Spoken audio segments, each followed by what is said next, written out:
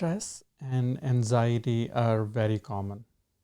Even before coronavirus, every fourth to fifth person had a clinical anxiety disorder.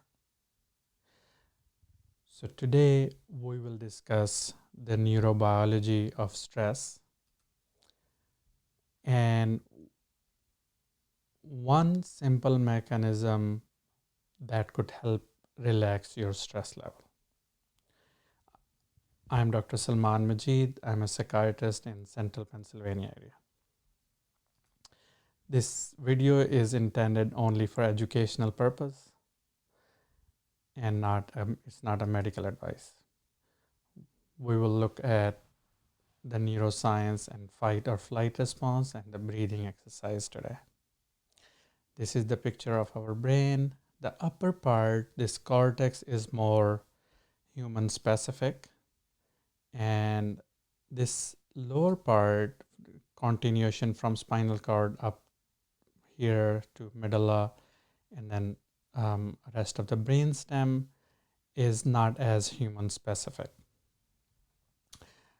There are chemoreceptors here in medulla as well as in our carotid arteries and aorta at their bifurcation, and they are measuring the level of oxygen and carbon dioxide. This is the cross section. If we open the brain from here in the inner view, and if we take this more schematic picture from brainstem up, the front of the brain, back of the brain, this red center here, amygdala, that is where this amygdala has the center that works like a radar. Its function is to detect threats.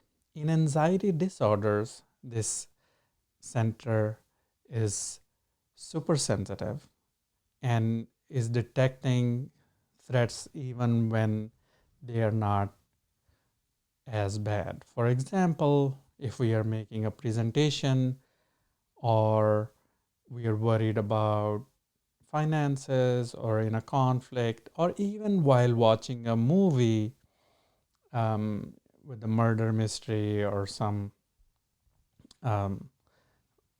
painful or horrible kind of fearful movie, amygdala is not smart. It would still release the cascade of hormonal chain reaction with hypothalamus and pituitary that would cause the stress level to get high. You could feel your heart to get palpitations or heart to beat very strong and all the rest of the cascade.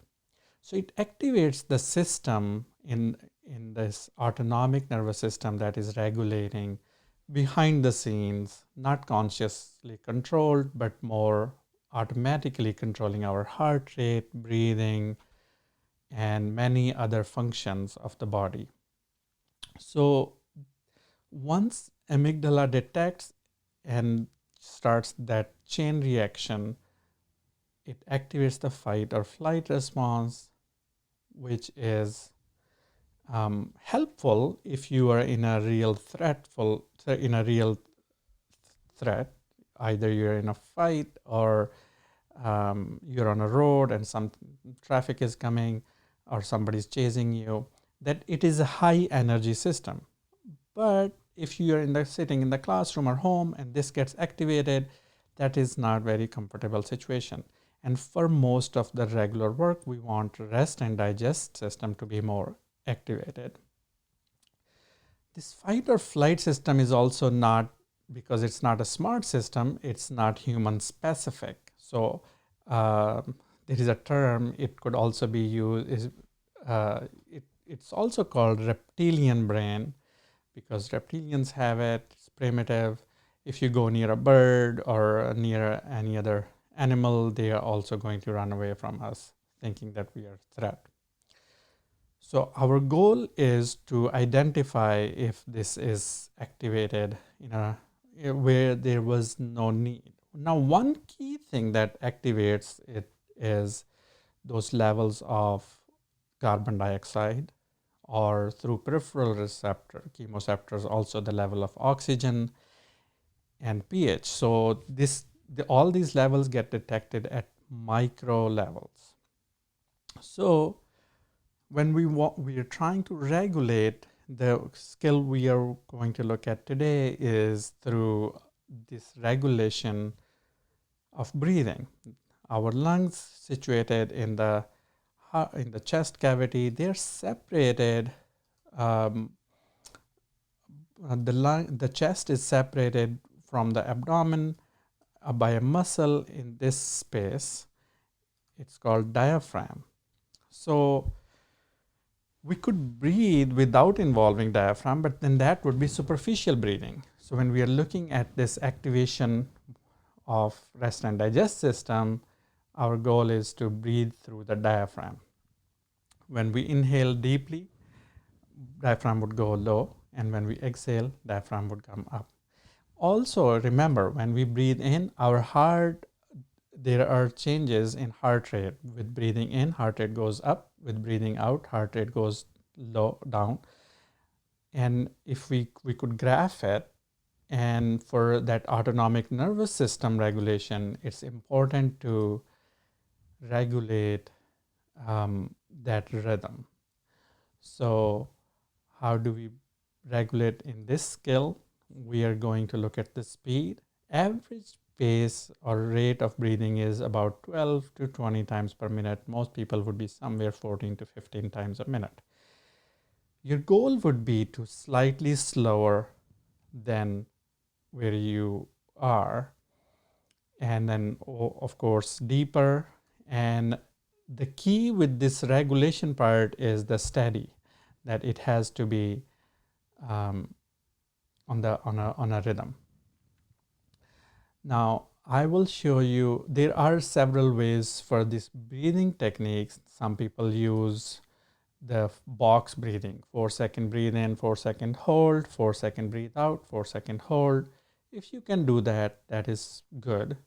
I find counting and breathing, it sometimes it adds more work. Also, some people don't find that to be natural way of breathing. So we are going to use this waveform, and the main key is rhythm.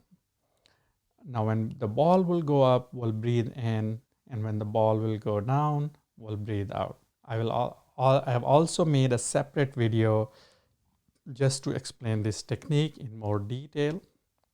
Please take a look at that as well. And if this space is not comfortable, you could always change to your comfort. Breath pacers are easily available through the App Store. Also, if you Google breath pacer, I use this one through scratch.mit.edu. If you just Google breath pacer, Scratch or MIT, this will pop up. So we'll breathe for just one minute, but if you would, I would encourage you to practice this, particularly if this space suits you to practice through this other video as well. Let's breathe in.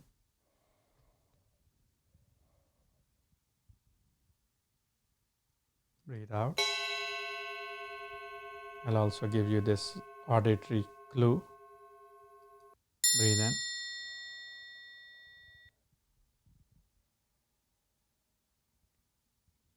Breathe out.